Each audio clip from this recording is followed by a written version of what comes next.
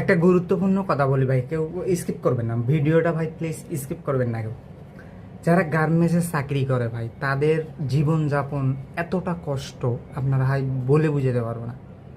এখন বাজে 11টা, সকাল 8টা বাজে ডিউটিতে গেছি, 5 ঘন্টা ডিউটি করার পরে 1টা বাজে লাঞ্চ দিয়েছে, ভাত খাইছি। খাওয়ার পরে এই যে যুদ্ধ শুরু, এই এখন এসে ভাত খাইতেছি, 11:30 বাজে ভাত খাইতেছি। তাহলে চিন্তা করেন, একটা মানুষ 12 ঘন্টা 14 ঘন্টা যুদ্ধ করে।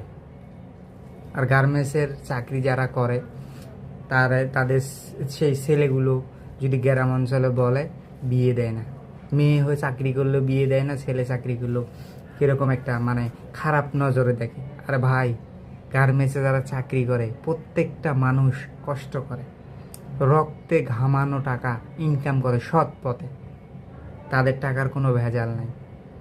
তারা দিনরাত পরিশ্রম করে নিজের জন্য উপার্জন করে, ফ্যামিলির জন্য উপার্জন করে, আবার দেশের জন্য উপার্জন করে।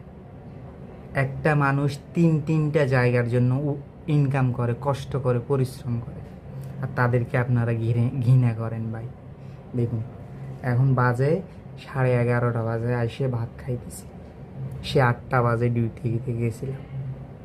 ভাই প্লিজ গার্মেন্টস শ্রমিকদেরকে অবহেলা করবেন না।